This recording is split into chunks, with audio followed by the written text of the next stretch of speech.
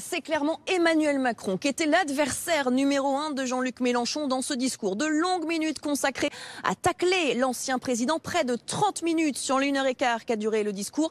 Beaucoup moqués et raillés notamment sur la présidence de l'Union européenne qui débutera en janvier 2022. Tout le monde sait que c'est un tricard, a déclaré Jean-Luc Mélenchon dans des mots très forts. Tout le monde sait qu'il ne tient pas sur la longueur. Il veut être candidat, président de la France, président de l'Europe. C'est pas Superman, mais presque. Voyez un petit peu le ton qu'a employé Jean-Luc Mélenchon. On a retrouvé un candidat tribun, comme on l'avait quitté pour la campagne de 2017, devant un public conquis de plus de 2000 personnes. Aucune mention en revanche d'Éric Zemmour, qu'il a combattu il y a quelques semaines lors du débat. Il a simplement fait une évocation sur la soi-disant droitisation de la société et des sondages. Je vous propose de l'écouter. Ces sondages commencent à ressembler aux rêves de la caste qui domine ce pays. Enfin, un pays où le peuple ferme sa bouche. Enfin, il aurait disparu.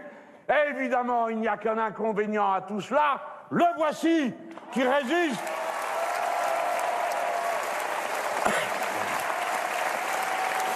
Non!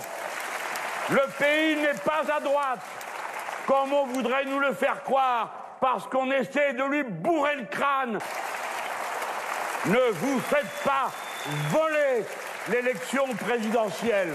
Point de mention de nombreux adversaires à gauche non plus. C'est le président de la République qui était visé. Preuve peut-être que désormais, dans cette nouvelle phase de campagne, Jean-Luc Mélenchon ne veut plus s'occuper des histoires internes à la gauche. D'union de la gauche, il n'y aura pas, nous disent ses équipes. Il y a trop de différences sur les programmes. En revanche, les candidats de droite ont été taclés dans un concours de masochisme, a-t-il déclaré, notamment concernant les propositions sur l'âge de départ à la retraite qui sont faites à droite.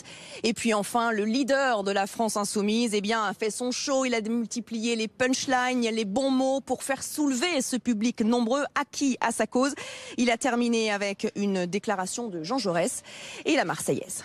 Et on en parle avec Julia Van Elst du service politique de BFM TV. Julia, pourquoi est-ce que Jean-Luc Mélenchon y croit toujours pour cette présidentielle de 2022 ? On dit souvent que c'est la dernière campagne présidentielle de Jean-Luc Mélenchon et c'est vrai qu'il y croit toujours. Pour preuve, ce qu'il a dit ce matin pendant son discours à Reims, je le cite, le deuxième tour est à une portée de petits points.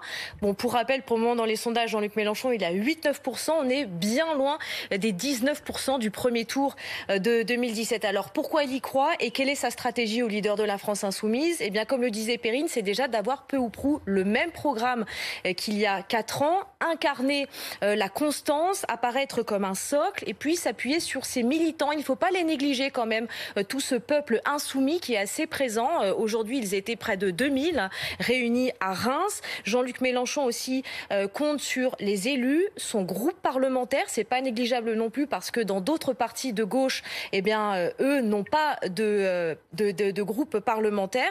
Bref, c'est pour ça que les proches de Jean-Luc Mélenchon répètent souvent que c'est le candidat le plus solide à gauche. Mais pour y arriver, pour passer à l'étape supérieure, il va devoir notamment attirer les abstentionnistes, il le disait, puis aussi les classes populaires. Hier, il a fait un véritable aveu sur l'antenne de France Bleu. Il a dit, je le cite, « Si les milieux populaires ne votent pas, nous sommes cuits ».